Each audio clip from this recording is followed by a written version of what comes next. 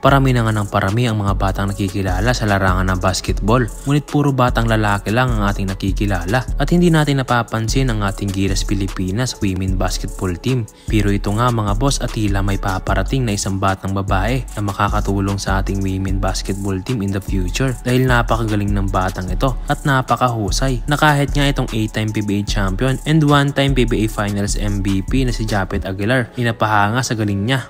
Ang batang tinutukoy ko ay si Stephanie Reyes.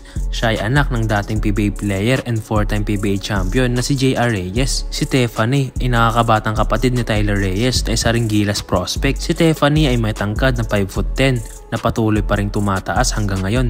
Siya ay isang point guard at dahil nga dyan ay napakagaling niya sa ball handling na hindi mo akalaing batang babae pala ang nagdidribble sa loob ng court. Napakabilis din ng batang ito na tamang tama sa kanyang posisyon na isang gwardya. Si Stephanie ay nag-training din sa Amerika, kasama niya nga dito ang kanyang kuya na si Tyler Reyes. Malaking bagay ito para sa improvement ng dalawa dahil alam naman nating ang Amerika ay magandang lugar para sa pag-i-improve ng laro. Kasabay nito ay nakikipagsabayan din siya sa mga lalaki sa Amerika. Sa isang game nga ay marami talaga siyang napahanga dahil kahit siya ay isang babae ay kayang-kaya niyang sumabay sa laro ng mga lalaki na tila ba binibasic lang niya ang mga ito. Isa din sa napahanga niya ay si Japeth Aguilar dahil sa isang IG post niya ay napakomment na lang itong si Japeth na pwede talaga itong si Stephanie sa WNBA. Madami na rin siyang experience kabilang na nga dito noong makapaglaro siya sa Interscholastic Sports Association sa kupunan ng DLSU Suvel at dito nga ay nag-champion ng kanyang kupunan.